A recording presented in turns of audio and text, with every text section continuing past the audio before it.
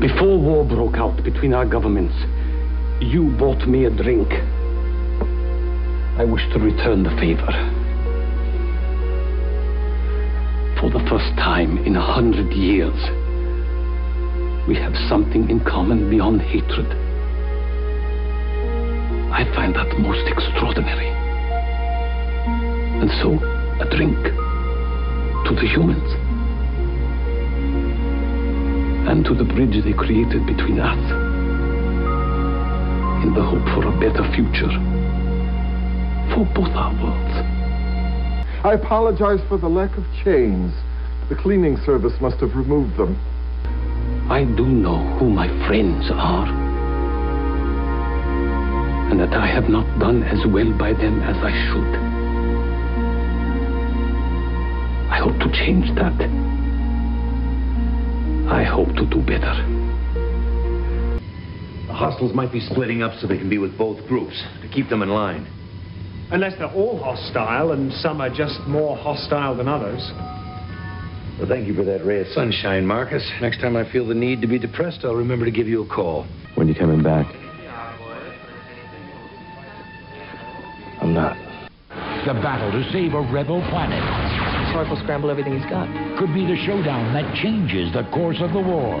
No surrender, no retreat. For an all-new Babylon 5. You have transmissions holding.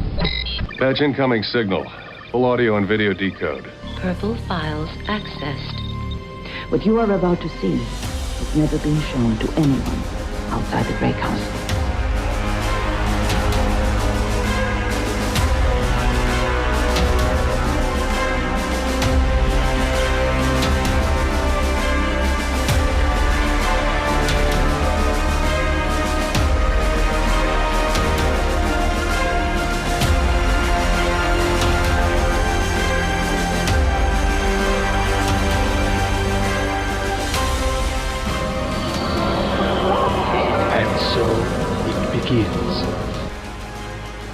Hello, everyone out there in podcast land. Welcome to Grey 17, a Babylon 5 podcast, a part of the Front Row Network and NPR Illinois Community Voices. We're a group of first ones watching Babylon 5 for the umpteenth time, and a group of newbies who are watching Babylon 5 for the very first time. And we are here today to talk about Season 4, Episode 15, No Surrender, No Retreat. My name's Scott, and with me is... Emily. Blake. Justin. Mike. Nicole. Jessi. And Kevin. Before we get started, a reminder, as always, to please join us in our social media accounts. We have Facebook, Twitter, and Instagram. They're all linked down below. If you're listening to us on your podcast app of choice, be sure to subscribe, like, and if you can leave a review, that'd be great too. Specifically Apple, that absolutely helps us grow the show. And then if you're listening on YouTube or watching on YouTube, be sure to hit that like, subscribe, and that notify button. We actually went live about a week ago, and we had quite a few folks on there, but I did see several people saying they wish they had heard about it and didn't, and that notify bell will make sure that you get notified every time we do go live. Along with the reviews, I have a review that came in here a few weeks ago that comes from, and this was my handle during college as well, No Date for Me. And this is, These People Are Crazy is the title. It's a 5-star before I get started. Fitting. These people are crazy, and that's why I like them so much. It's great hearing their discussions about the show, and it's great to hear the newbie predictions. The first ones get entirely too much entertainment from their guesses, but I think the newbies hold their own during the podcast. I like these kooky people. They feel like old friends, looking forward to the rest of the show and seeing what you do afterwards. So thank you, No Date for Me. We appreciate it. And if you can, please, again, anyone who is listening, leave that review. It does help us get the show going. Finally, you can join us on our Patreon, and that link is down below as well. Anyone who joins the Patreon at any level gets access to our Discord servers, which includes a general conversation where the newbies lurk around and a spoiler section where everyone else lurks around. And a thank you to our Patreon Grey Council, our producers. They are all listed in the show notes below. Okay, we're going to go ahead and start talking about No Surrender, No Retreat, which is also the season title. So usually that means it's a rather important episode, and Justin's got a synopsis for us. Yeah. Basically, Sheridan says it himself. Enough is enough. And finally being fed up with Clark's bullshit, Babylon 5 starts the war against Clark that we've all been waiting for. Meanwhile, Veer's back on Babylon 5, and Londo extends an olive branch to G'Kar. Lastly, the Resistance is building up the steam it needs to build a better future. Meanwhile, Veer's on the station again, so Emily can stop fucking annoying us with questions about Veer. Fuck you, Scott. Damn. And let's go to our first impressions. And since Emily is already in rare form, we'll get our newbie first impression from Emily first. Well, I didn't hate it. I love watching Scott and Blake do a facepalm every time I say that. I might say it whether or not, I didn't hate it, even if I love it. Might keep it up. For fuck's sake. You can send your Emily reviews to us via Apple. Enjoy. Yeah, I'm going to get Blake an aneurysm with this bullshit. Actually, I did enjoy this episode. I like seeing Veer come back. Just, knowing that he still exists. The discussion with Londo and G'Kar was really interesting. It was a really good scene. They did a great job acting it. I still don't like Sheridan. So, yeah, there you go. Just going to throw it out there. No real reason. I don't like the guy. He still irritates the hell out of me, and I can't quite figure out why, but yeah, he annoys me. Nicole, first impressions. Well, damn, that was an episode. That was great. From start to finish, from the jump, it was just go, go, go. There was a lot going on. Pretty much everybody was in this episode, which was cool. Obviously, the scene with G'Kar and Londo was pretty amazing and iconic, and their acting ability was just incredible, as always. I actually really liked Sheridan in this episode. I really liked his gusto. I liked his balls, and not like literally, but like the balls he had to go after Earth. And were they glistening like and Ew. or no God. No, I like the fact that he just was like, I've had it. I'm done. Let's fucking do this. And I really liked just the momentum of everything. Everybody was on board. It was cool. So I liked that. Obviously, Veer, I think, still being tortured by killing Cartasia. He's having nightmares. I felt bad for him. I thought it was really cool at the end that he invited all the captains of the other ships to come and talk to him. That was very diplomatic, and obviously he had a goal with that. But I just thought that was really cool to the people on Earth are limited to what they think or hear about Sheridan. So having them actually come onto the White Star and talk with him and meet him, I thought that was really cool and kind of a way to almost show that he's a normal guy. Yeah, Garibaldi. What was that? Never coming back. Like, come on, cranky old man. What the hell? So that upset me as well. I have a lot of thoughts, but I'll stop talking now and we'll get to it as we chat. Jessi, first impressions. You know that it's a time when I think that I feel like this episode was one of those feel-good episodes.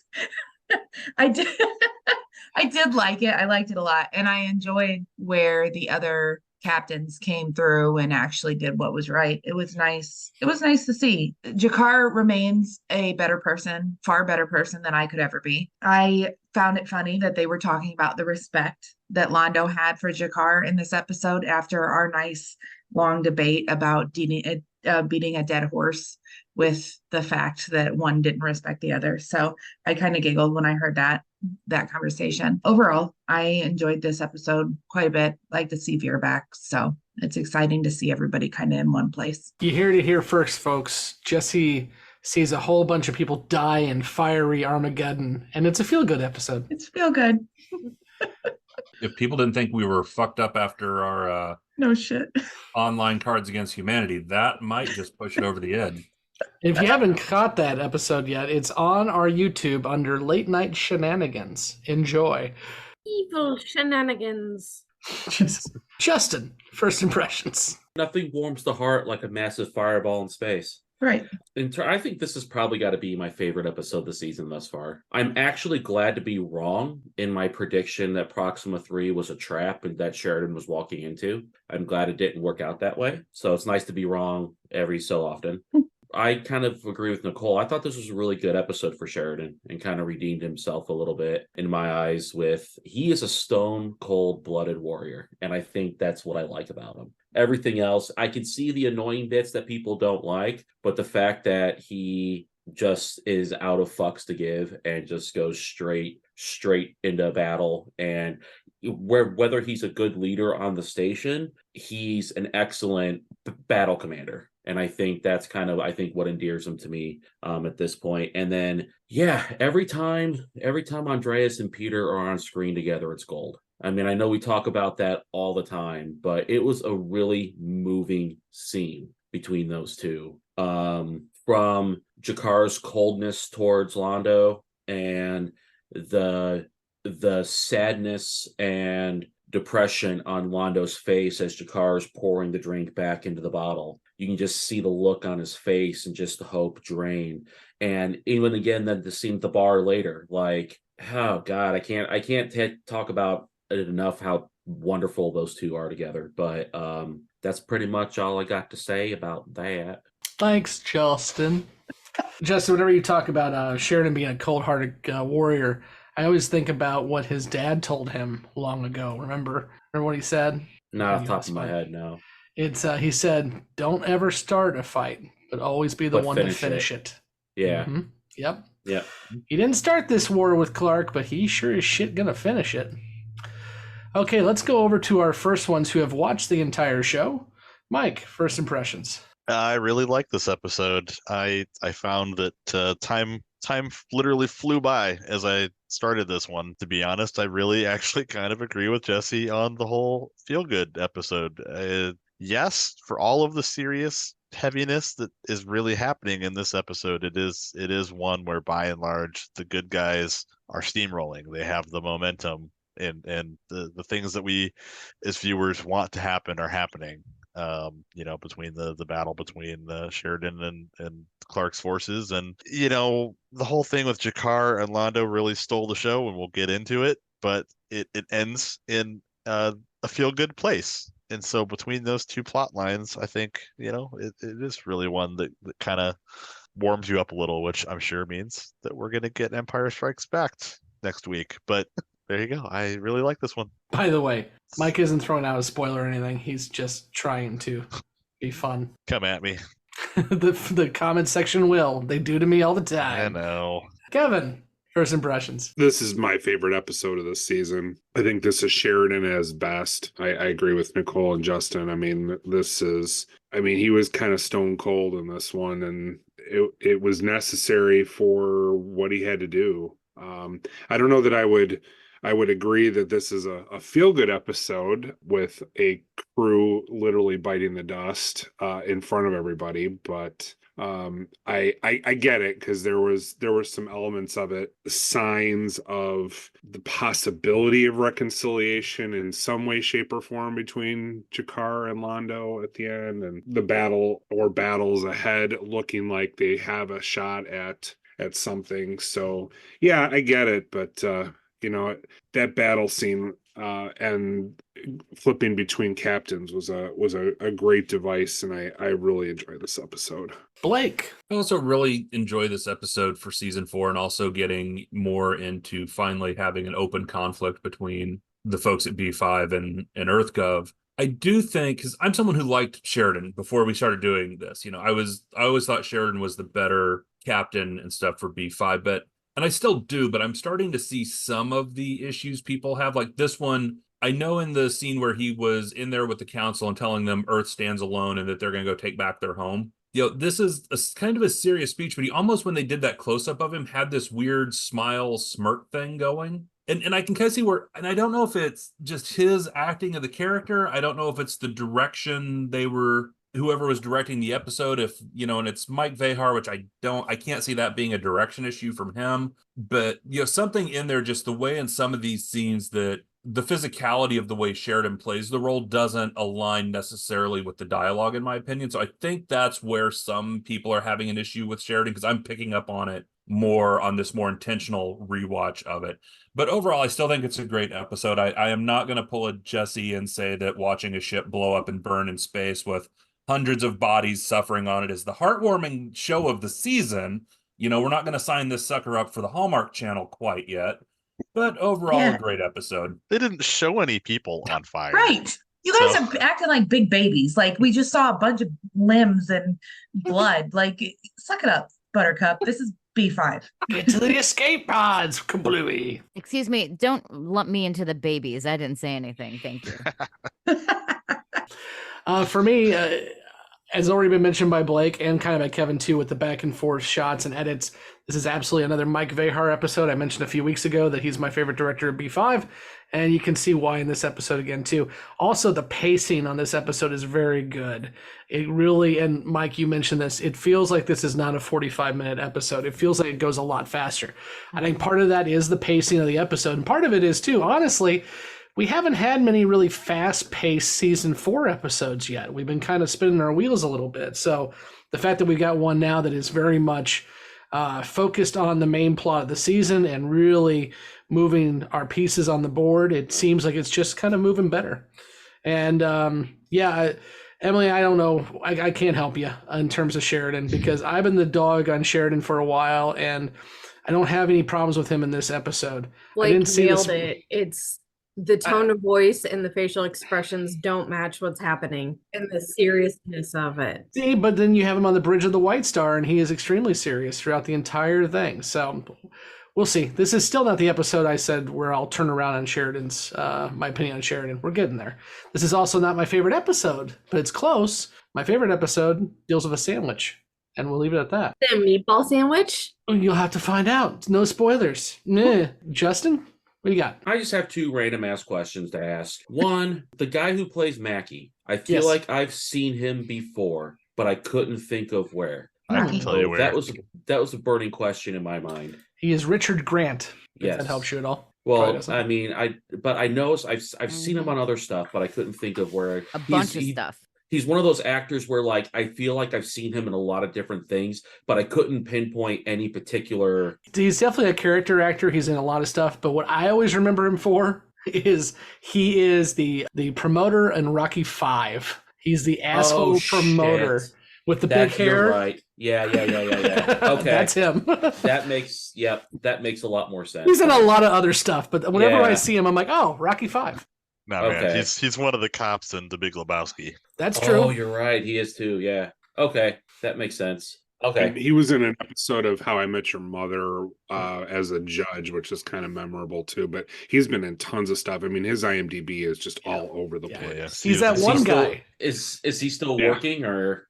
Yep. Okay, cool. Yeah, he was just on The New Wonder Years, Magnum PI, NCIS LA. I mean, he's on lots of stuff.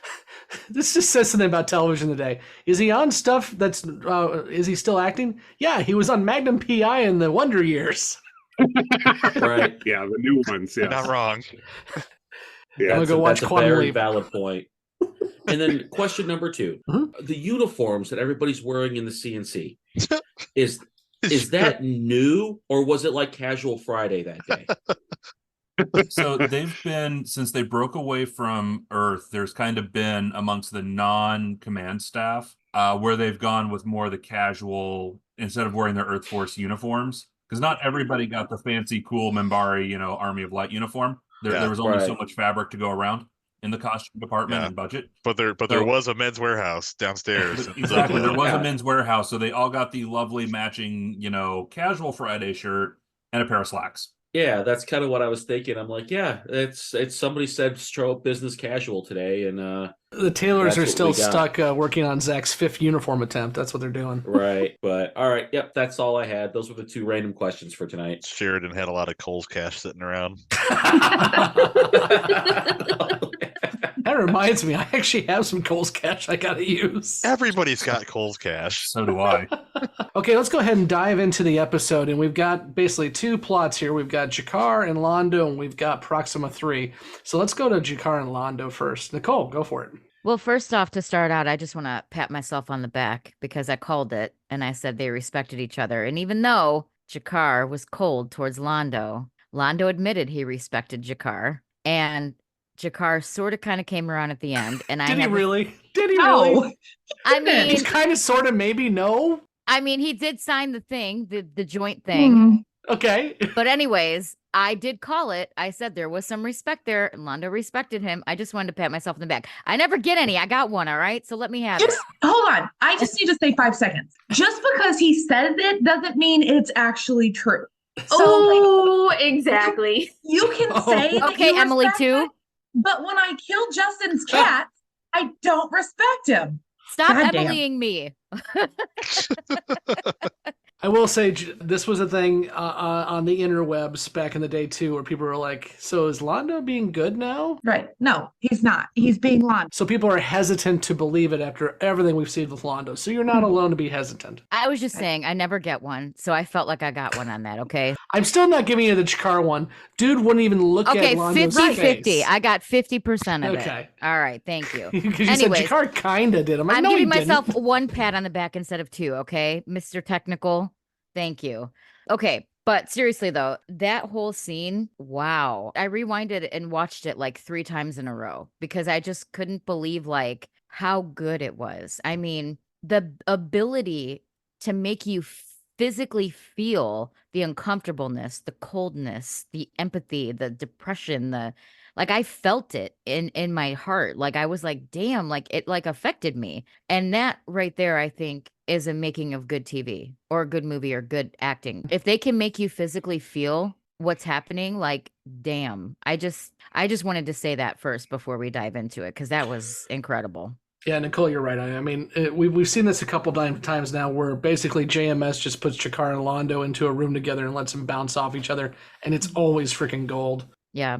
And I liked how in the meeting with the non-aligned worlds, G'Kar like stood up and was like, why would we keep supporting Earth? Where the hell were they when we were getting attacked? And they weren't the ones doing the humanitarian aid for us, and they weren't the ones helping out. Like from the jump, G'Kar was on board. And I think that I really liked that the Narn and the Centauri were doing a joint kind of like in agreement, because I feel like that is going to get everyone else like, oh, well, shit, if these two hate each other and are literally murdering each other, maybe we should jump on board and support this too. That whole dynamic, the scenes, I don't want to call it a treaty, joint statement. That's the word I was looking for. I just really thought that was like smart. And I thought that was a cool idea and like thing to happen, because I do think that is going to be the catalyst for some of the other hesitant non-aligned worlds. So I just thought that was really Justin. While we're kind of patting ourselves on the back over here, I'm going to do one for myself. I made the prediction not too long ago that we're going to start seeing the Narn and Centauri working together, and that's what we got. Regardless of the motivation, you can think whatever you want to think about why they're doing whatever. Even like Ivanova says at the very end during her broadcast, the fact that these two people, or these two peoples who were very recently at war with each other, can come together and work together towards a common goal is saying a huge thing. Like, this is a massive deal. The fact that the Centauri and Narn will agree to anything together is huge. But once again, we find ourselves being gaslit by Scott. What'd I do? I've been quiet. No, I'm saying just in general. You've been making fun of us for a while, my friend, about any hope for redemption for Londo. And now we're starting to see it. Okay. I believe it. Okay. I believe it. No. Okay. I think Londo is finally trying to make up for past mistakes. Justin, I want you to go back and watch War Without End, parts 1 and 2, and then we'll talk. But that doesn't mean that's the future we're going to get. Back to the Future taught us futures can always be changed. So, and Avengers Endgame taught us that Back to the Future was full of shit. Well, that was actually a scene. Yeah, and later seasons of Lost taught us something. No, they didn't.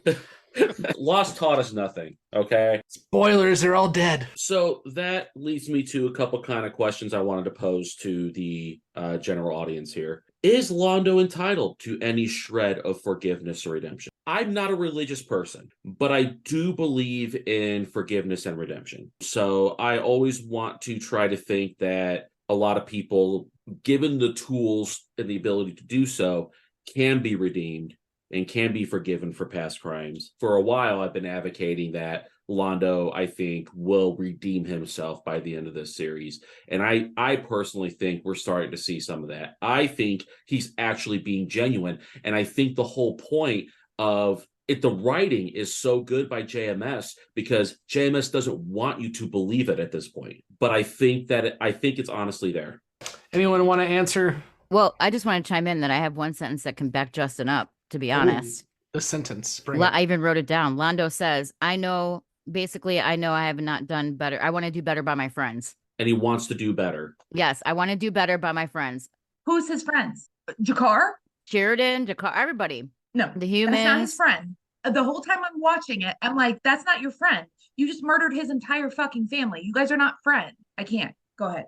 Move on. Londo sucks. And Londo's always gonna suck. And I'm like, this is giving me first season vibes where John could not oh, he's a great person. No, he's not. He's a fucking asshole.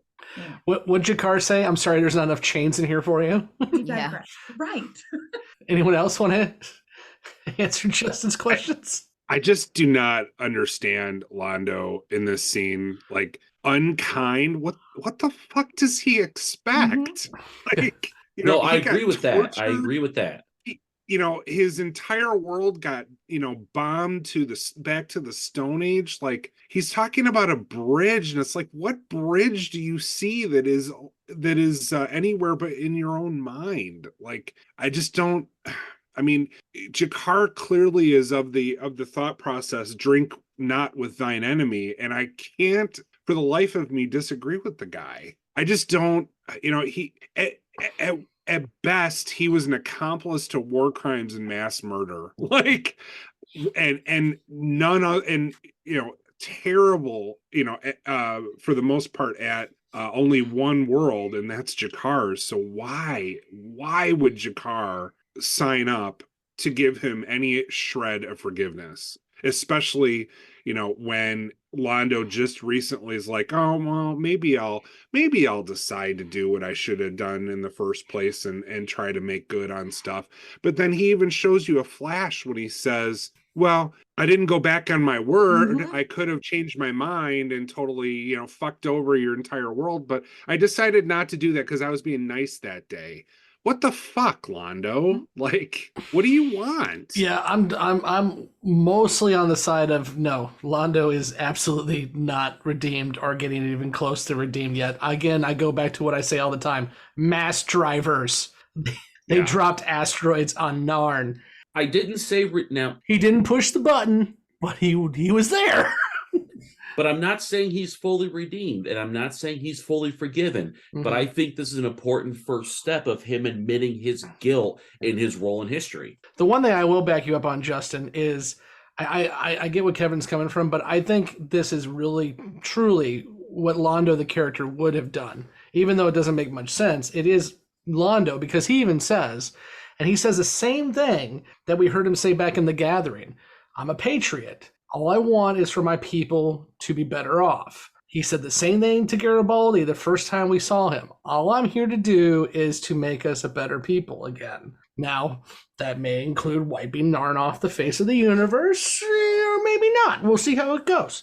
And that justification's been used countless times, not only in history, but in different movies as well. General Zod in Man of Steel said, every action I take, no matter how cruel, is for the good of my people. I'm sorry, Man of Steel was a shit movie. Moving on. Oh, come on, Justin. You had to see that one coming from Scott. Oh, I knew. That's just being the guy up. I knew. That's why I said, why do you think I said it? I posted on my Facebook a while ago. In one Metropolis battle, Christopher Reeve says, don't do it. What about the people? In the other Metropolis battle, whatever his name, Henry Cavill, just bounces in the buildings and knocks them the fuck over. Superman. Hi. Listen, Henry Cavill's hot. Don't talk shit about him. So's Christopher Reeve. Hot, dude. It's the only reason I've ever seen a Superman movie, because of him. Because I wanted to see him in the outfit. Yeah, Christopher Reeve's hotter.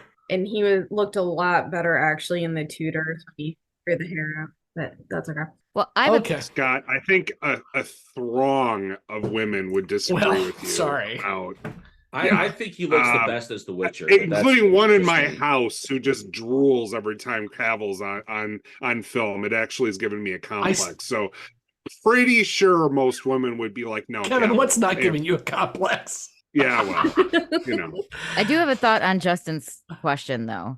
Oh, please. So, okay. So I can see, I get where Jessie's coming from, and like, I get what you're saying, but for me, I think I'm not sitting here saying Londo's a great guy. Like, I'm not, being like other people who just Neither can't. Like, was I, but I'm just saying that, like, I personally, I always look for the best in people, and I kind of, if they try to redeem themselves, I might hear them out depending on the situation. So that's just a me thing. You know what I mean? I guess maybe I'm an optimist, or maybe I'm I also am with Justin on that, forgiveness and redemption are real things. If somebody proves himself, or like, I think sometimes we need to forgive and move on, or forgive and forget. Not saying that, G'Kar needs to do that. But what I'm trying to say is, for me personally, I think I'm kind of like, I don't want to say I'm looking at it with rose-colored glasses, because I'm not stupid and I'm not naive. I can see what's happening in a big picture. But I don't know. I feel like for me, I always try to look for the best in people, and I kind of like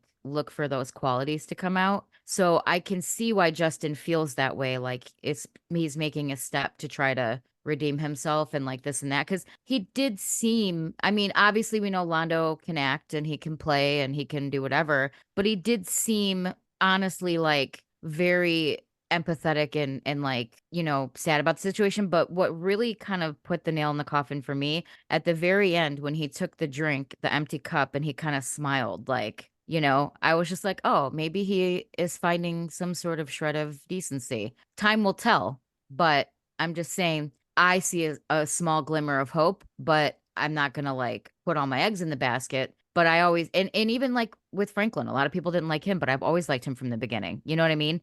I just see different things that I look for in people. And if they have those things, I kind of gravitate towards that. So I just saw that coming out of Londo today. So I can see why Justin felt that way. But I also see Jessi's point too. So, I'm kind of in the middle. I think Jessi makes excellent points. And I am in no way saying Londo's a great guy. And, but I think the intent is there for him to own up to his crimes and to try and make right as much as he can. I don't know if there's no way he could ever fix everything he's done. It's impossible. You can't bring the dead back to life. Like, so he can't permanently fix the situation. But I think that this episode kind of demonstrated he has at least an interest and an intent on trying to rectify as much as he can. Now, again, I agree with Nicole. Only time will tell how far that goes. At least I think it was an important thing for Londo because he is a very proud person coming from a very proud race. Yeah. For him to admit that he was wrong and that he didn't, like he even said, there are a lot of my friends who, and he's talking about, I think, just the Babylon 5 family in general. He's like, all my friends, I didn't do well by them. And I think he wants to not only try and, maybe not endear's the wrong word, but maybe, try and kind of do some right by G'Kar. But I think we're going to start seeing him kind of try and do this by other people. And I think taking this step of doing this, you know what, we're burning our treaty with Earth and we're throwing all of our support and resources behind Babylon 5 is, I think, a step to try to rectify past wrongs with Sheridan and the rest of the Babylon 5 staff as well. Well, and also it's okay for us all to disagree because we're going to interpret things in different ways. So the way I interpret something might not be the same as Emily or Blake or Scott. So it's okay for us to disagree, but I feel like all of our points are valid. And I think whatever we perceive is how we interpreted it. Because I'll tell you what, there's been plenty of fucking episodes I had no idea what was happening and I was completely wrong. And I was like, oh, okay, but I interpreted that completely different. So I just wanted to kind of, make that point too. I think that that's what makes a healthy, lively discussion is if we all agreed, this would be so fucking boring. You're right, Nicole. You are absolutely entitled to your wrong opinion. You are absolutely entitled to it. I don't give a rat's ass if you guys don't agree with me or not. I just want to put it out there that I take great joy in interpreting things differently from Scott. But, it's been a little scary lately that we've been agreeing. Jessi?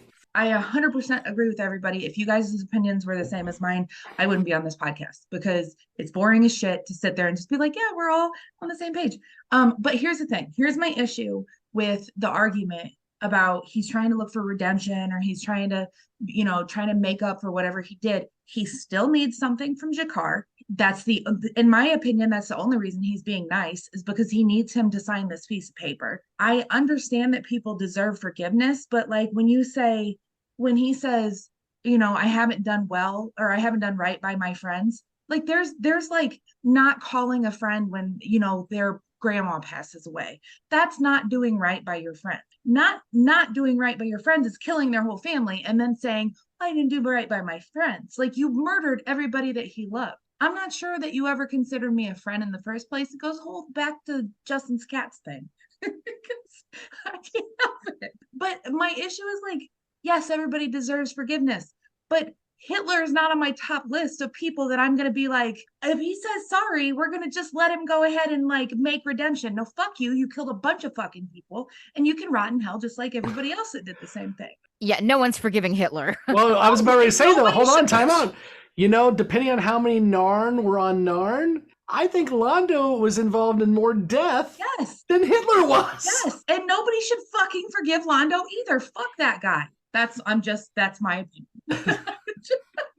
I love that character, and I loved him in the beginning, and I still love his character. Mhm. So let's be like, Pierre is an amazing actor, and I love when he's on scene, but I also really fucking love to hate his character because his character's an asshole. It's easy for me not to like his character, but love his character at the same time. I don't know if that's easy, like if that's understandable. Like, Mhm. I don't like what he does, and I don't like what he's done, but I love watching him on the screen.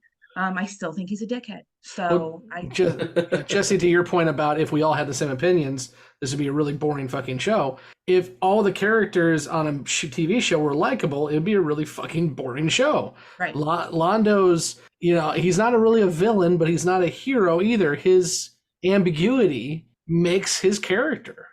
Okay, let's keep rolling here. Emily, what do you got? Let's start with one of the biggest issues with Londo. He is always plotting, scheming, planning, and manipulating. So while he may seem genuine on the surface, we have no reason to actually trust this fucker, okay? Agreed. Also, you have no reason to trust any fucker. Let's be honest. Right. She doesn't trust any. Yes, but he's at the top of the do not trust list. Yeah, well, I have an appointment with a therapist. We might get to it eventually. We'll work on that. Also, you can join our Patreon and pay for Emily's therapy. Yeah, that would actually be great. Thanks. The trying to see the best in people is a good way to get gaslit. Only because if they will you're use that to manipulate you. Only if you're not strong enough to avoid that, because ain't nobody gaslighting me. You haven't listened to our Beyond the Rims, Nicole. Wow. If you tried to gaslight me in person, though, I'd call your bitch ass out. I'm just saying. Well, you may want to go back and watch some of the episodes. You know what, Scott? Kiss my ass. How about that? He said, "Fuck off, Scott." Damn. Yeah. So, in like the way the scene with Londo and G'Kar was acted was incredible. Like, they did an incredible job with it, and I do agree with Jessi. Like, Londo as a character is so complex that I enjoyed that aspect of it. Mm-hmm. Because we have something to argue about. Because if we didn't have something to argue about, this would be really boring. Right. And I'd probably end up napping during it. Right. Yeah, but I just like, and if Londo's actually being genuine for once, he has screwed himself over so bad because no one is going to think it's real. Mm-hmm. And I don't even know if he knows one way or the other at this point. If he's doing it because he actually feels it, if he's doing it because it's another tactic, it's another way to try to get something he wants, something he needs. If it's a combination, it's so hard to actually like read him. But yeah, there you go. Kevin. So this scene was so long, and so they kept pushing back the filming of the scene towards the end of the day because they got behind on schedule that day. And the actors were really hoping they were going to push it to the next day, but they ended up filming it really late at the end of the day. And Vehar said if it had been any other two actors, he probably would have pushed it to the next day. But these guys were the most prepared of any of the actors. They always knew their lines. They were always ready to go. They didn't need a lot of rehearsal or anything. So they just ran with it. And they only had, I think, 2 camera angles, when they were talking, and they were slightly off kilter. And I think the reason that Vehar chose to do it that way is because he just wanted it to seem like they just were not anywhere close to being on the same page and not really, making even eye contact through, large parts of that scene.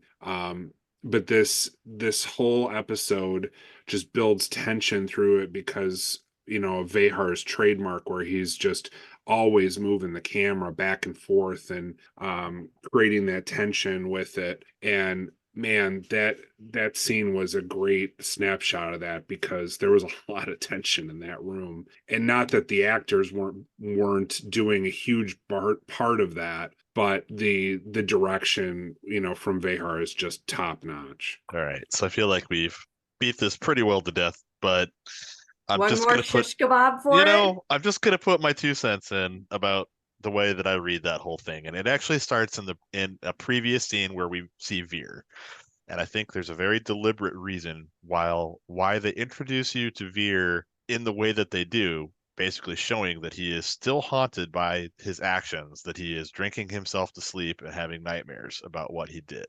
Okay, flash forward now to Londo walking into G'Kar's quarters. And first and foremost, you're absolutely right. Londo was there for a reason. He has a purpose. He wants G'Kar to sign a piece of paper, agree to do a thing with it. I think the whole reason behind Londo's chitty chat, though, isn't because Londo was there trying to say that he's sorry. What he is there for is because he is also haunted by his actions the same way Veer is. But unlike Veer, who's just going to keep it to himself and drink about it, he is looking for G'Kar to pat him on the head and say, "It's okay, buddy. You're fine." He's looking for some absolution without telling anybody that he's sorry, that he would do anything differently if he had the chance to do it over again. Because I think at the end of the day, we all know, and he basically says it himself, I was looking out for my people, aka I'd do it all again the exact same fucking way. Yeah, that's a key point there, Mike. I completely agree with you. I think, Londo would do it the same way, because at the end of the day, he got what he wanted. Nicole.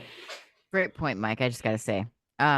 I just wanted to publicly say, just because I saw a possible shred of decency in Londo, I do not support forgiving Hitler. I just want to put that out there. We're just going to start there.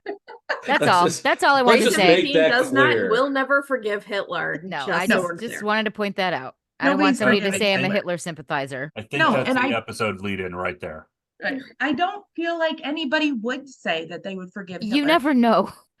I don't know. There are a few groups out there right now. But nobody on this podcast is going to say they would forgive Hitler. That's why I brought him into it, because, like Scott made the point, Londo did probably kill more people than Hitler did. I may have just looked it up, so I'm on some kind of FBI watch list now, because I Googled Hitler's death count, but roughly it's the best estimates between the Nazi genocides and the war itself is around 16 million people dead. I guarantee you more Narns died from asteroids. I guarantee it.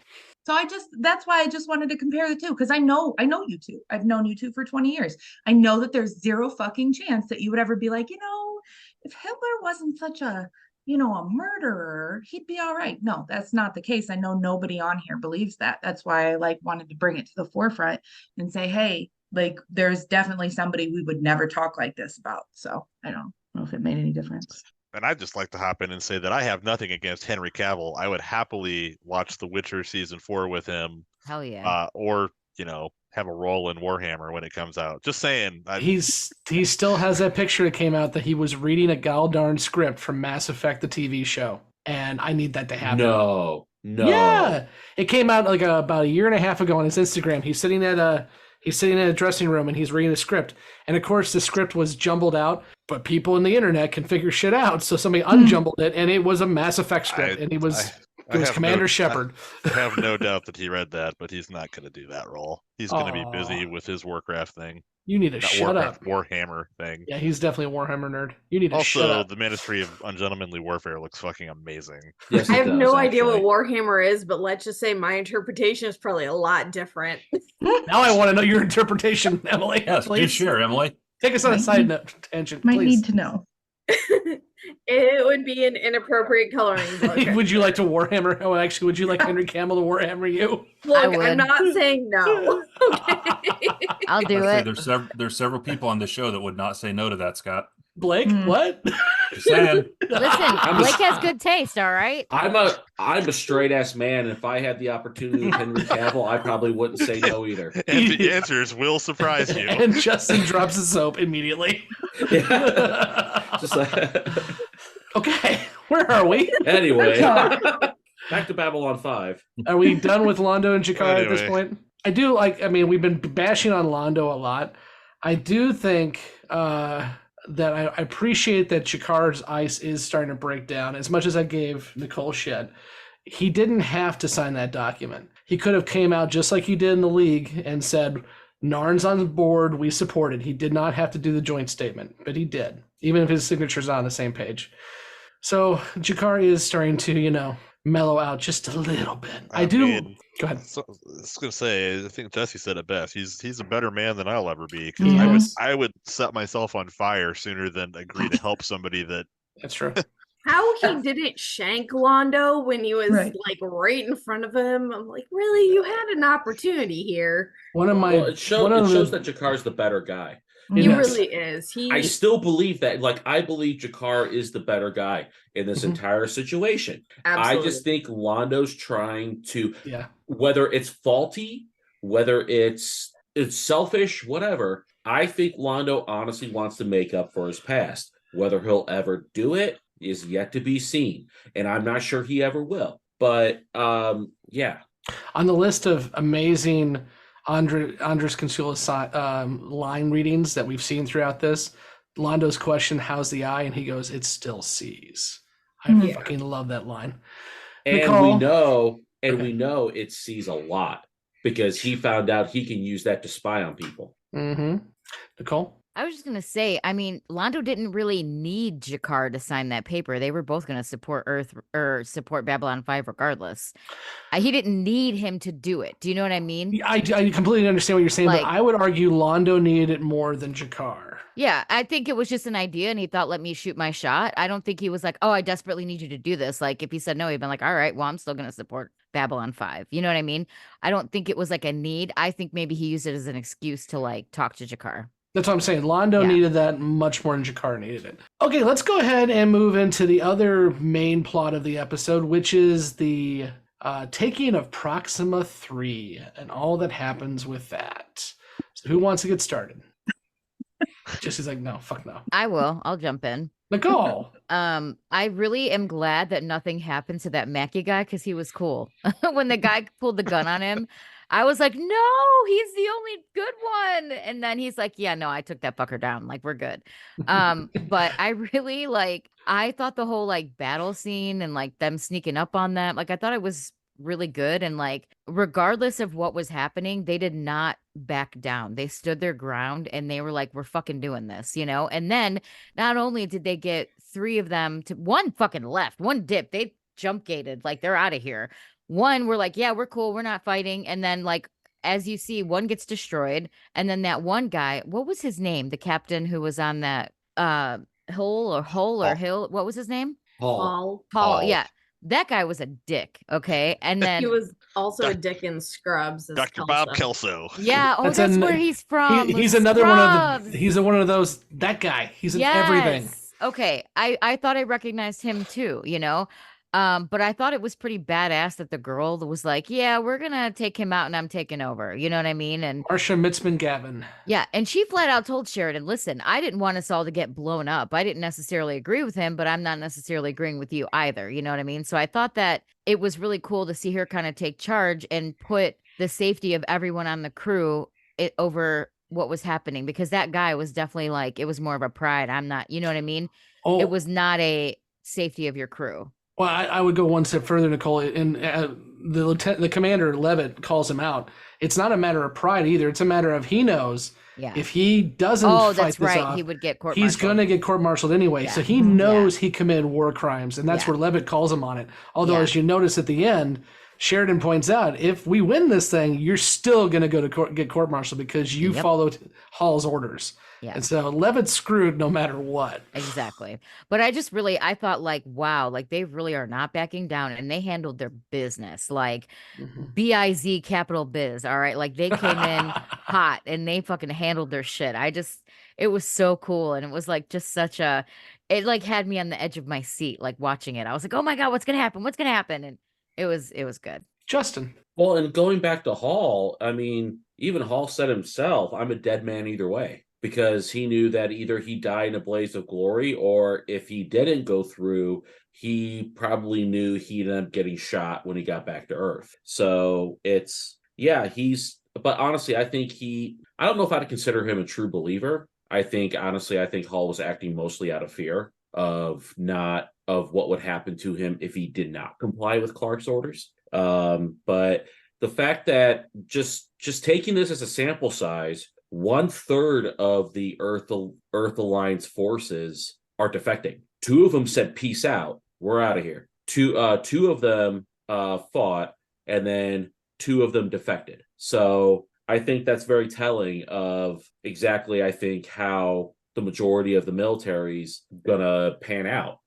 Yeah, and I'll add to that, Justin, the ones who checked out, they're coming back to make sure no one comes back to take Proxima again. And they're going to defend Proxima. Exactly. So even if they're not fighting Clark, they're going to defend. So it's even more than one. Yeah. It's maybe, okay, let's call it 2/3 then of the military is going to oppose Clark. Mm-hmm. So Clark has to know at this point, just based upon this battle alone. Now, again, I agree with Mike that we're probably going to see some kind of Empire Strikes Back moment. It's going to get worse before it gets better, but you're going to see significant defections, I think, from the Earth Alliance military. I just based on this episode, I'm not going any further in this episode. I can see it if we're making another World War II allusion. Clark right now is Hitler again, watching Russians move into Germany. You've got the Babylon 5 fleet now taking one of his strongholds, and he's like, "Uh-oh, what's next? Shit." I wouldn't consider this the Stalingrad moment, though. I don't know if I'd go that far in saying that, like, this is what's going to turn the tide against everything. Let's see what happens with Mars. Maybe that'll be the Stalingrad moment. But I definitely think it's going to put some bad writing on the wall, and then I think Clark is going to have to come back, and he's going to have to come back and hit hard. So I'm curious to see where that goes. Kevin. I do have one small disagreement with you, Justin. It's just in the fact that I think Hall is absolutely a true believer. He's just also a coward. Bingo. I can see that. I can see that. He just screams, like, especially the fact that he was in charge of the fleet. You know, Clark's not going to put somebody in charge of the Proxima 3 cruiser fleet who isn't a true believer. And by the end of it, he's like, "Well, I'm screwed either way." He's just a coward. He doesn't want to own up to what he did. But you know what, Kevin, you are 100% right, because you know what? Yeah, you're right, because he even said when Mackie was talking to Sheridan, I told the others that he wasn't up for this.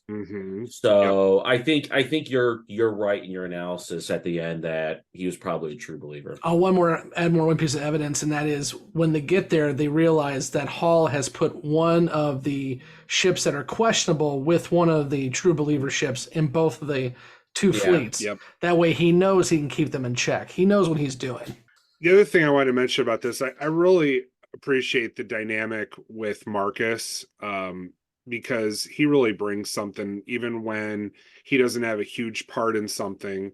I really enjoyed the dynamic between him and Sheridan, with him, well, you know, he's taking kind of the dark view of something, and Sheridan's like, "Well, thank you for that ray of sunshine, Marcus. If I ever need to be depressed, I'll give you a call." Yeah. I really appreciate Mark. I mean, I'm not going to make any bones about it. Marcus is one of my all-time favorite characters. We never knew that, Kevin, ever, as you're wearing a Marcus garb in our photo. Blake, your pen's back up. Nicole, what do you got? I just kind of wanted to comment on what Kevin was saying about Hall. I also feel like he's a yes man, for sure. That probably is why he was put in charge of the fleet, because Clark could kind of use him as a puppet.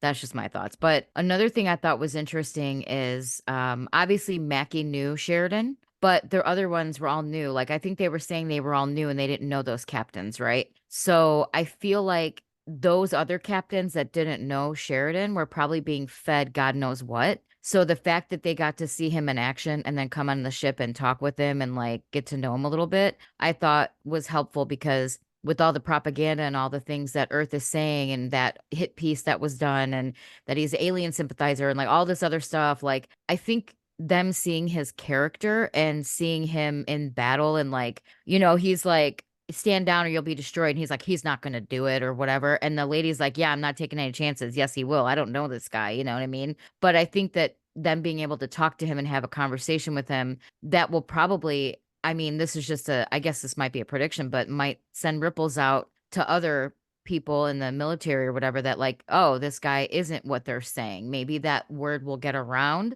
And I also think that was kind of an unspoken important piece of what happened is that they actually interacted with him. And some of these new people haven't. And some of these people on Earth that are being told God knows what don't know him and haven't interacted with him. They just know what ISN is telling them. So I just thought that was something that I feel like might be an important piece going forward as the battles continue. And they've also got Mackie to give them some inside information too, which I loved him. I loved him. Great character. We haven't mentioned it, so I just want to throw out there and make sure we're all on the same page. It seems like, based on dialogue, McDougal was a teacher of Sheridan at the academy. Yeah, it seemed that way, or at least a mentor. He was an instructor at the academy. Yeah, so there's it's not just like a glancing, oh, I knew that guy. He's one of my mentors. Yeah. They have a history together, yeah.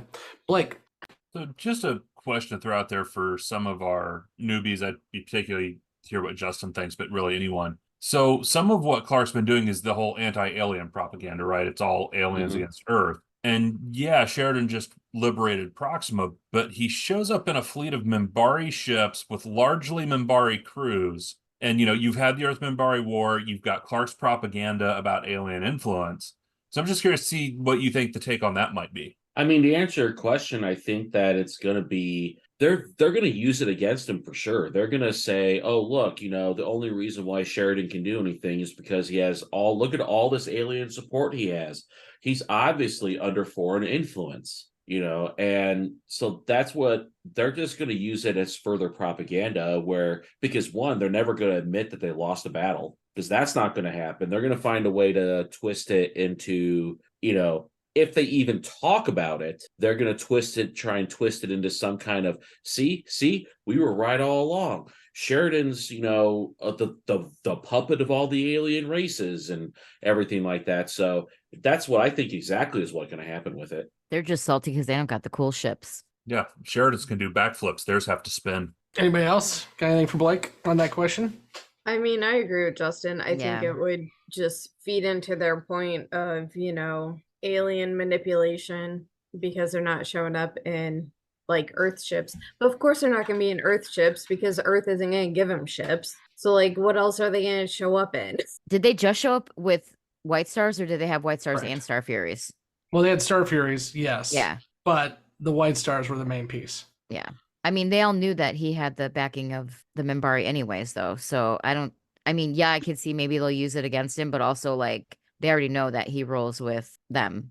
So yeah, that's the whole point of the propaganda is we know that he's with the Minbari. And in fact, we know he's got Minbari war syndrome. So he's a puppet of the Minbari. And then he shows up with a whole bunch of Minbari looking ships. But they're also part Vorlon. They don't know that. It looks like a Minbari ship. Yeah. But they also came with Star Furies too. So I don't know. But I see your point. Well, and I kind of read into the talk with the League of Down-the-Line Worlds, how he kind of told them, like, don't get involved, just stay out of it. And my read on that, at least in part, was Sheridan doesn't want to show up with his liberation army tailed by a big coalition of alien ships. It kind of is undercut by the fact that his fleet is alien ships, all White Stars, but at least the White Stars aren't easily identifiable as, oh, that's a Drazi, or oh, that's a Narn, or Yeah, the other thing to keep in mind too is we've seen what the White Stars can do. They can obliterate shadow ships. So not only is he bringing a White Star fleet, he's bringing a fleet that if they were really going at full bore, probably could make mincemeat of these destroyers. And they did. I mean, it wasn't truly much of a battle. Yeah, I wondered about that too, because it took the White Stars quite a bit of effort to take down shadow ships, but we know that they could, and they're obviously more nimble and more technically advanced than the human ships. So it seems like it wouldn't be too much of a challenge, but then again, I don't know. I mean, the way Sheridan and Ivanova talked made it sound like they were expecting it to be a slugfest. Well, I think too. That's where I said, I think they were holding back. I don't think they want to blow everything up. I don't think they want to kill all these humans. So they're going to be a good look. Yeah, so they're going to come in not with full guns a-blazing, which means it's going to be easier for you to get killed because you're not fighting at 100%. I don't know. Justin?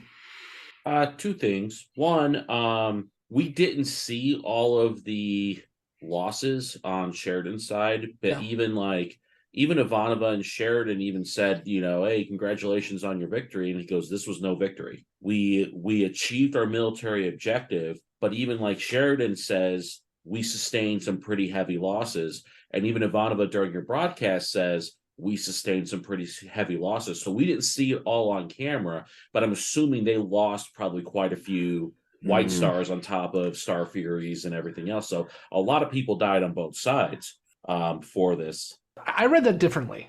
I didn't read it like they lost their own side. I think they mean that in a civil war, everyone's on the same side. You're just shooting at each other. So the way I read it was we lost a lot of people because there was a lot of people on that destroyer that blew up. And there was a lot of people in those Star Furies. I may have to go back and rewatch that. Well, I don't think there's like a definitive answer. I read it differently than how you're reading it. But didn't one of the White Stars crash into one of the? And we saw quite a few Star Furies blow up too. At least a White Star, countless Star Furies is my guess. But you're right. I had the question. I was actually going to bring it up Beyond the Rim, so I'm glad we're talking about it now because I was wondering why they didn't roll more because of the, Vorlon and Minbari technology that they've got on those White Stars. But what you said, Scott, makes a lot of sense. So basically, JMS talked about the ships and went into some detail about if all you want is just straight up slaughter, then the White Stars could have absolutely went in there and just cleaned house. But trying to minimize losses, considering you're fighting essentially your own people. So they went in and they had kid gloves on, and that was pretty much his response. He had two separate questions about it, and that was his response to both of them were, if you just want to destroy for destroy and kill everything in sight, they'll do it. But there was a certain level of kid gloves in this one. And I don't think we should read into that as the next couple fights, if there are going to be fights, are going to be just as easy because Proxima of the main areas is probably the least defended. It's often Proxima Centauri star system, and we even heard that it's kind of a small colony. So when and if they get to Mars and Earth, I think it's going to be a little different, is my guess. Anything else on the episode proper before we get to questions, predictions? Nicole? I have one thing. Franklin was looking a little gray in this episode. His hair, he's looking a little older. He's been screwing number one. She stresses him out. Veer looks like he's lost weight. His face was looking thinner. Well, when you turn to a liquid diet, I mean, yeah, that can happen. He's absolutely drinking his life away right now. We're seeing it. Everyone's an alcoholic on B5. What else you gonna do? Are we not gonna talk about Garibaldi going to Mars? I was just gonna ask and why he's going to Mars. Nicole wanted to talk about Garibaldi. Well, we know why he's going to Mars, right? We were told that. To meet Eggers. Eggers has called him to Mars. Yeah. I was really pissed at the end. I mean, I brought it up in my first impressions that I was very unhappy about that situation. I thought Veer was trying to talk some sense into him. Obviously, Veer doesn't really know like everything that went on because he wasn't there. But I thought like Veer was having an honest conversation with him and almost trying to like, well, you're not going to fight. You're not going to join up. Like, like he was trying to encourage him or whatever. But, he's like, oh, I'm not with Sheridan, blah, blah, blah. And then at the end when he's like, I'm not coming back. I was like, what the hell? Like, you're going to go to fucking Mars and stay there with your ex and her new husband and pine over her while she's with this other fucking dude that is faceless. Have fun, bro. Like, get your head out of your ass and get Bester out of your fucking head. Easier said than done with Bester. I know. Just it made me so angry. Did they actually say Edgar's called him back? Was it Edgar's? Yeah, it was Edgar's called him a few episodes ago and said, actually, it's happened twice now. The first time he's like, you're going to take a job with me, and sooner or later I'm going to have you come back to Mars. And then the next episode, Garibaldi's like, when are you bringing me to Mars? And then the episode after that, okay, time to come to Mars. Okay. So 3 times this happened. He was actually like, if that was kind of implied that Edgar's was, yes, actually calling him for a job, or if it was... You're the one who still thinks Edgar's is an AI, so, I mean, what are we going to do here? I agree. I don't think Edgar's is real. I'm just saying, we haven't seen his face. No one's seen his face. We don't know what he's like, okay? Yeah, but it's been kind of teed up for a couple episodes now that sooner or later, Garibaldi and Edgar's, well, yeah, depending on if you think Edgar's is real or not, Garibaldi will be brought to Mars because of Edgar's. It's not so much do I think Edgar's is real, it's do I think he's human? One way to find out. We never saw Charlie either, so. Yeah, he's the leader of Bureau Blake's up in 13. the corner. Like what'd you say? Nobody puts Blake in the corner. Said he's like the leader of Bureau 13 or whatever it was. Right? Oh God, not that again. And we never saw her again. What the fuck? Should we put Justin out of his misery right now? Should we do that? Yeah, go ahead. Okay, Justin, we have been speaking of fucking with you for a long time. Yes. I think we got into a point now because the last Bureau 13 thing could have been the Bester thing. So I feel like we're in a good spot. So you were so excited about Bureau 13, and we loved the shit out of it when it came up because what happened was Bureau 13 was supposed to be an absolute part of the show. However, when that episode aired that had Bureau 13, JMS was made aware that there was a tabletop game at the same time called Bureau 13. And there was no suing or anything, but just to ensure that the license was protected and that he wasn't going to get sued, he decided never to use it again. Oh my God. So every time you have brought up, when's Bureau 13 coming back? And we're like, it's not. Flip the fucking table. I'm done. Fuck this shit. And the fact that it was a tabletop game, I think, was just added bonus for us. It really was. Yeah. And actually, how it all boiled down was people on the Usenets were saying, hey, are you referencing this tabletop game? And JMS is like, well, shit. What? No, I'm not. But he should have just changed it to Section 31 and everything would have Exactly. been fine. Oh, man. Speaking of upcoming Star Trek programs that are but- going to suck, hey. Man, we need to. So can we track down a copy of Bureau 13 for a stream? We should. Actually, We yeah. should. Let me work on that. Justin, get on that. Yeah, hope they're not a I'll track down a $1 copy billion. and we'll Your fuck around with assignment. it. But Your that's assignment. a bummer because I was really hoping that was going to be a fun storyline. We've been waiting, and I was like, okay, it's. Oh, it's been a fun storyline, but just not the Only for the storyline. Beyond the Rams. Every time you brought up Bureau 13, we have fun and beyond damn every it. single time. Yep. Well, at least I'm good for something around here. And I'm pretty sure, I can't remember if it was Blake or Kevin, in one show, they brought it up just to get you going. Oh, it was me. That was doesn't Mike. shock me. I've done it a few That times. surprises me not at all.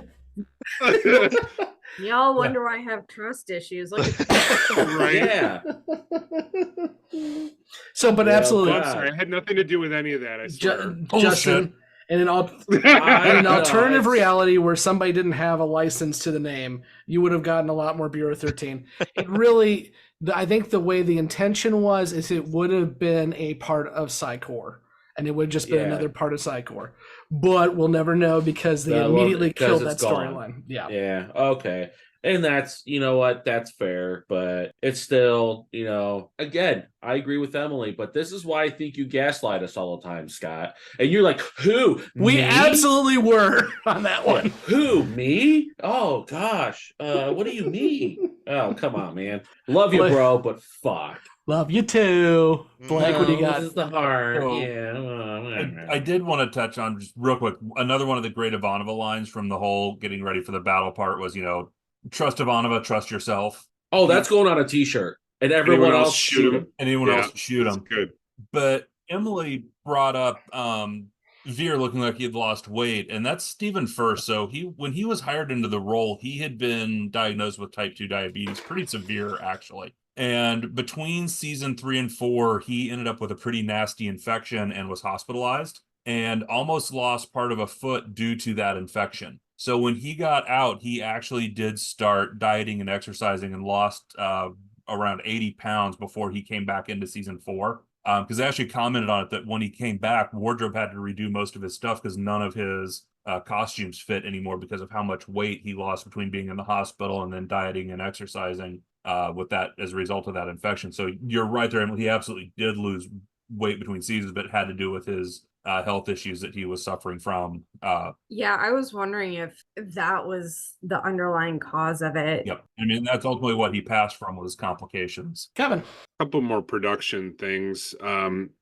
Vehar wanted to give a lot of credit to the director of photography, John Flynn, because he came up with the idea of shooting through the battle plan on the bridge. And I really like that in particular. I thought that was a great shot. The other part of this that I think is interesting that we don't have to get into, but JMS, when he wrote this script, his main objective was to show, you know, the whole idea of what does a soldier do when they get immoral orders, and, you know, what's the difference between passive defiance and active defiance, and how does that play into, you know, what a soldier should do when they get the immoral orders.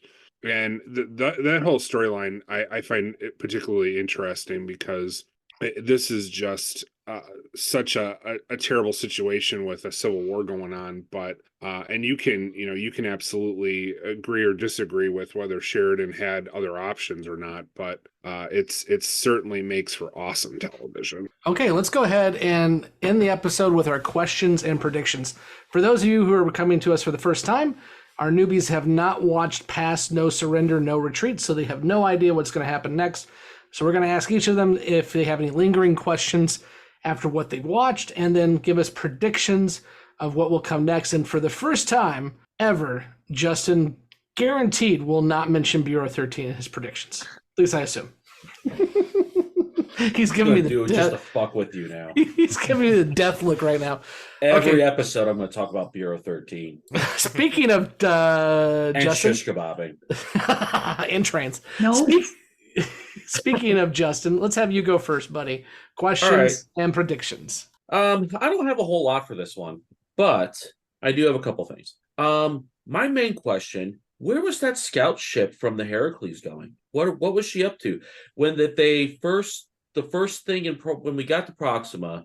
There was a scout ship that left the Heracles and jumped into, like, okay, I'm going off on my mission, guys, bye, and jumps away and goes into hyperspace and flies right by the White Star fleet. It's like, where is she going? What's she scouting out? What's she up to? Because I always wonder if she was going off of, is she going to go do some surveillance on Babylon 5?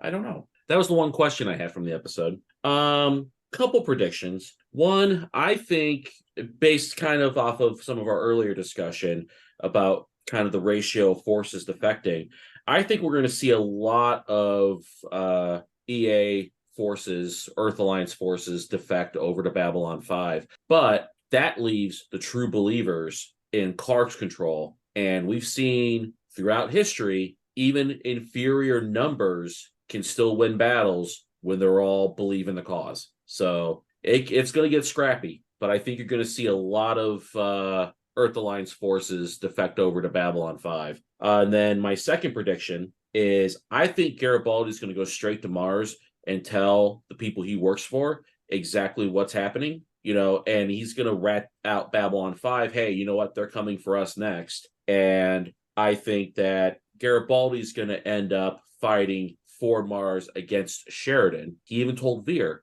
I'm going to fight, but I'm going to fight my own way. And I think that means he's going to end up on the opposite side from Sheridan when it comes for the battle for Mars. That is all. Emily, questions, predictions.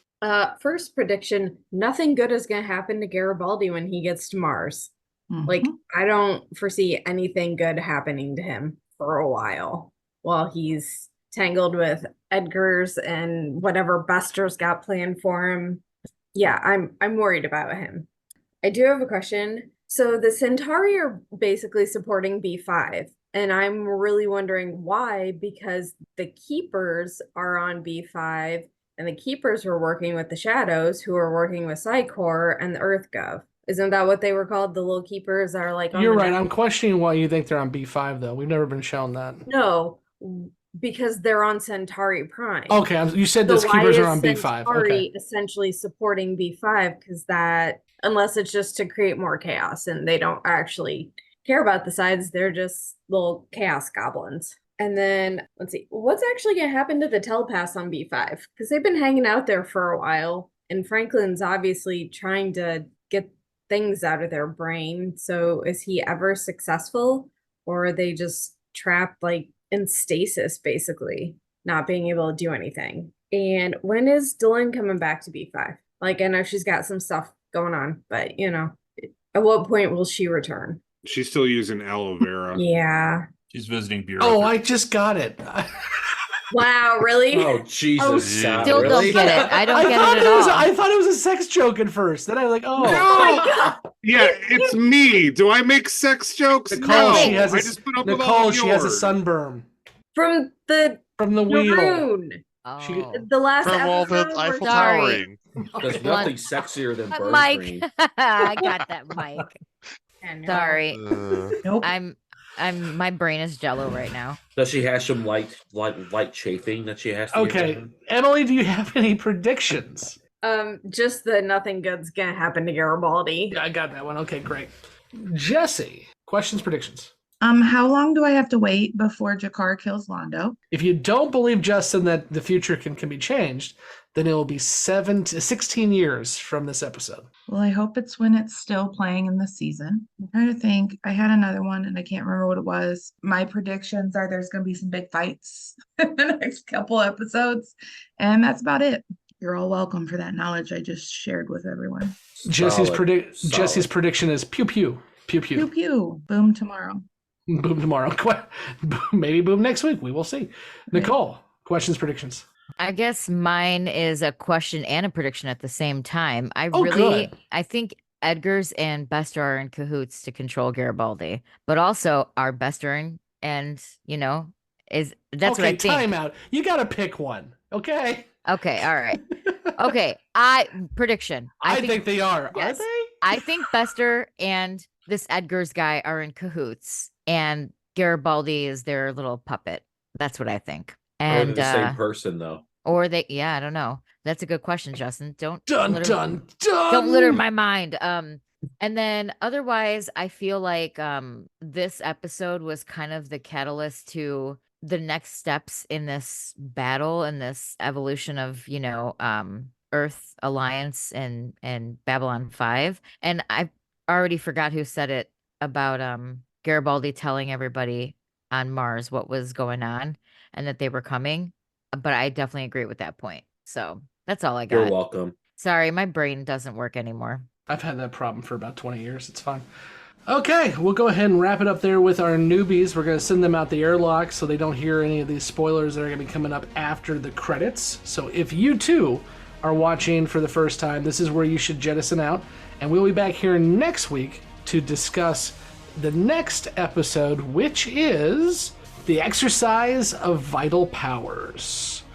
Until then, I've been Scott, and with me has been Emily, Blake, Justin, Mike, Nicole, Jessi, and Kevin. And remember to click all the buttons, all the likes, the subscribes, do all that. And please, if you can, leave us a review. And you can come chat with us on Facebook, on Twitter, or by joining our Patreon and joining our Discord. We are around. And we'll see you next week. And for those who don't care about spoilers, we'll see you in about 45 seconds. Bye. Bye. Later. Hi, everybody. Cool. Good talk, guys. All right. I'm going to take my jello brain to bed.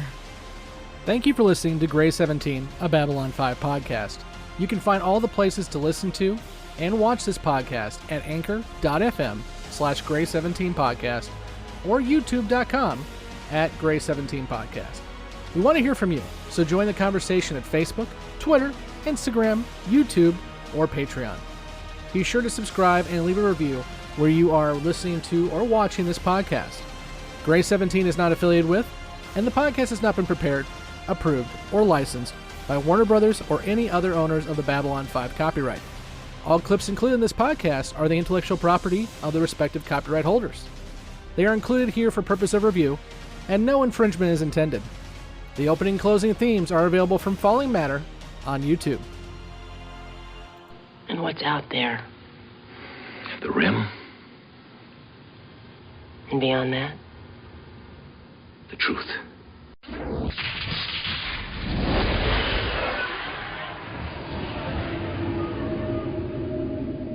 Welcome back to Beyond the Rim. Again, this is a spoiler section, so if you have not watched past No Surrender, No Retreat, or if you can't remember what happens next, this is where you should leave us. And if not, we're going to dive in to all the questions and predictions our newbies had. But guys, before that, Nicole threw something in there that wasn't a question or prediction. She just talked about it, and I found kind of funny. We were talking about the White Stars and how they could really do well against the Earth fleet. And then Nicole said, yeah, Earth doesn't really have any cool ships like that. And that's kind of not correct.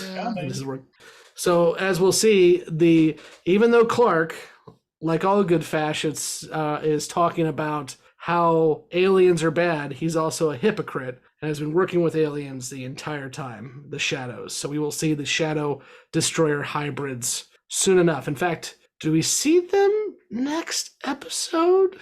We don't see him just at Endgame. We see him before that too, right? I can't remember. I think it's just at the very end. Yeah. Is it at the end? The very end. Okay, either way, we're going to see them. They're so they still do have not cool that ships. cool. I mean, well, they could have been if, and we'll get to Emily's question in a minute here, they would have been cool if the telepaths don't knock them out real quick. I was going to say, I wish they had brought back Major Ryan and the Alexander for this episode. I thought that would be a really cool, to bring them back into the fold that way. It's a shame that Bruce McGill isn't on the show again. I'm a big fan of his, but it just would have been really cool to have a couple of Earth destroyers on that fight. And the fact that they didn't do that, I don't know if that's just they already had too many guest stars with the other captains, or they just didn't think about it, or he wasn't available, or what. But I was disappointed by that. Scott, it'll be between the darkness and the light, I believe, is when the advanced Omegas show up. Okay, great. And actually, there's a note on Lurker's Guide, Kevin. The Alexander has survived and is apparently now patrolling Proxima 3 to guard against retaliation. So it must be like I didn't even catch it, but there must be a scene in this episode that shows the Alexander floating around at the end or something. So that does pop up, but you're right, it's not part of the fleet attacking, or if it is, we just didn't see it. Okay, let's go ahead and dive into our questions and predictions. First questions is, where was that scout ship from the Heracles going? Just to look around hyperspace, because they were anticipating a ship approaching on Beacon. So they were probably launching scouts into hyperspace to see if anything was heading their way, because they specifically mentioned the White Stars were gathering just far enough off the Beacon to not be detected. Which I suppose we probably could have told the newbies the answer. Yeah, that's true. But I would rather feed the conspiracy monster and tell him at this point. So if you've ever played the game I Found Her, which is a fan-made Babylon 5 game, which I did a little bit of a playthrough on our YouTube channel, once you lose the beacon, you're screwed, because I died a lot. Moving right along, how long until G'Kar kills Londo?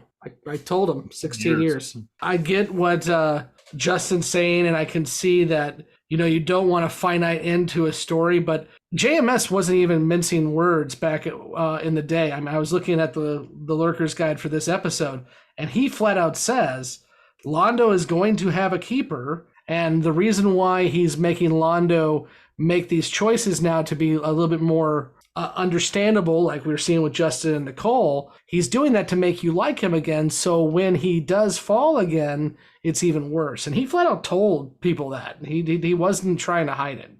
So 16 years from now, G'Kar will strangle Londo to death. And he's going to be asked to do it. Exactly. Londo. Exactly. And that's the key, is G'Kar is his friend and does respect him. And his last bit of respect and Londo's last bit of redemption is saving Centauri Prime by killing himself.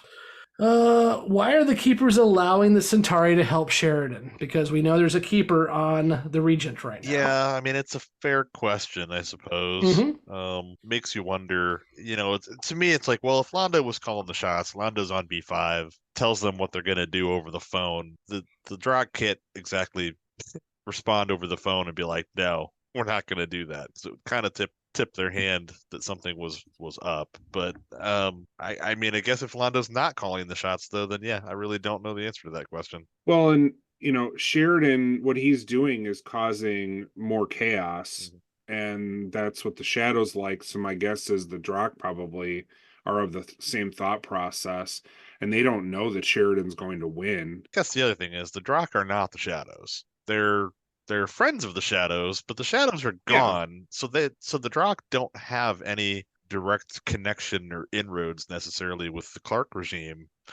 So they probably don't really care about the humans beating on one another or not. They have no skin in that game. In fact, it's probably to their benefit that the humans do beat on one another and weaken themselves to the point that the Drakh can eventually get around to warming up their super weapon and go in and take care of business. That's my point. Yep. I completely agree. They want to sow, trouble, and having Sheridan take out Earth or Earth take out Sheridan both helps them regardless. So why not? Okay. I already did that one. What's going to happen to the telepaths who are in stasis?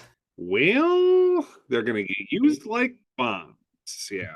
Well, we're going to see the start of that next episode, because Lita and Franklin are going to try to work it out. And actually, we heard about this episode that Sheridan has a plan for them. As you guys said, that's the end game. They're going to place the telepaths onto Earth ships and shut them down. When is Delin coming back? I feel like we had this conversation last week. I'm sure we did. We did. She'll be back several episodes from now. She will not see Sheridan until after he's ate his sandwich. Let's see. Predictions. More and more EA military will go to Sheridan, leaving only the true believers left to defend Earth, which will make things more bloody, because the true believers who are left will not stop fighting. I mean, more ships are going to defect and join up. Yeah, I mean, they're not wrong. I don't know if it makes it more bloody necessarily. It's going to be bloody no matter what. Yeah, I mean, a lot of ships, he's right. I mean, a lot of ships are going to either defect or they're going to stand down and not fight. But really what's going to make it potentially bloody is Clark has his doomsday array around the Earth. So if he can't have it, no one will.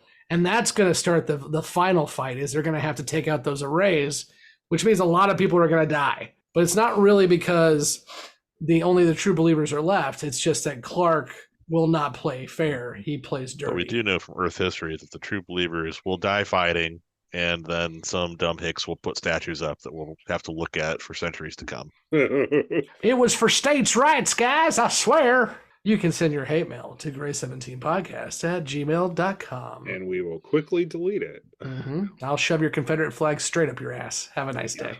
As you should. Jessie's prediction. Pew pew. Yes, pew pew. Pew pew. Yes, pew pew. I mean, there's no sound in space, idiot. Oh, goddamn. Oh. Yes, there is. It's pew pew. I'm afraid of her. It's fine.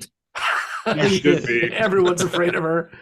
I've been punched by her. I'm definitely afraid of her. Nothing good will happen to Mr. Garibaldi on Mars. Oh, shit. Yeah. No, it's not. I mean, about a year and a half down the road, a lot of good things are going to happen to Garibaldi on Mars. But not this trip. This trip's going to suck. Right. He will be used by Edgars, as we discussed previously on Beyond the Rim, to get Sheridan to go off looking for his dad and get Sheridan captured. Mm-hmm. And then he will return to B5. It will be found out that he did that even as he is getting the brainwashing removed, and he will become enemy number one for Ivanova and the crew. So shit's going to go down for Mr. Garibaldi. Garibaldi is going to rat out B5 when he gets to Mars.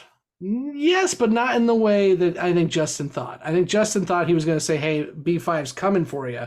They already know that. What he is going to do is he's going to screw over Sheridan. So not really ratting him out, just screwing him over. I'm going to go ahead and loop in our last prediction because it kind of goes along with this about Edgars and Bester and cahoots. And, that's the exact opposite of what it is. It's Bester is after Edgars. And that's the whole purpose. The brainwashing wasn't to get Sheridan. The intent and purpose was never to get Sheridan.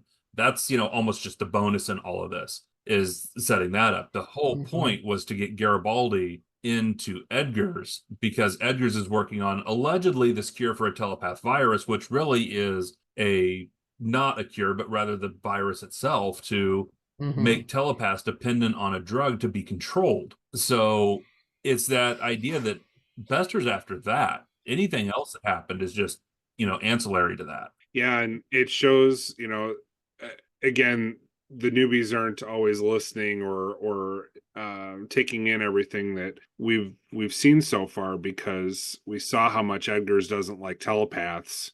He made that clear when he made Garibaldi fire Lita. So the fact that they would be working together seems kind of far-fetched given that information. And our last question, we can kind of tie up loose ends as well too, is that Garibaldi will fight for Mars, but against Sheridan. Not really. By the time Sheridan pushes towards Mars, Garibaldi has lost his brainwash and is trying to help things out. So that won't be a main part of the conflict at all. In fact, Garibaldi will basically be sidelined. Well, no, he won't. He'll be on Mars trying to help Sheridan, actually. Yeah, because he's part of the one that breaks him out. And then there's that moment where Sheridan, under the influence of drugs, damn near unloads a PPG in him. Yeah, but then the next episode, or episode after, I can't remember which, Garibaldi is still on Mars, and he's helping to get the telepaths transported, so he will help Sheridan, but still be hated by everybody for quite a while.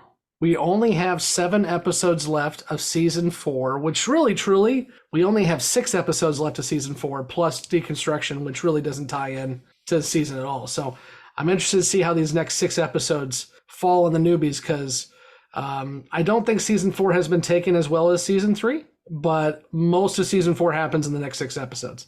So we'll see how they handle that. Just a reminder to make sure to click all the buttons, like, subscribe, follow. If you're on YouTube, I've heard a lot of complaints again about people not seeing when our videos drop. So click that bell icon, that notify button. That will help you get notified as soon as we drop anything, or if we go live again, which we absolutely will. Actually, right now, the girls are planning a coloring book live. I have no idea what that's going to look like, but they're planning it, so it should be interesting. So click that bell icon if you want to watch Jessi color dicks. And I'm not even joking. So until next week, when we talk exercise of vital powers, I've been Scott, and with me has been Blake, Mike, and Kevin. And yeah, see you around. Fun times. I never have an outro, ever. Trust Ivanova, trust yourself. Anybody else? Shoot him.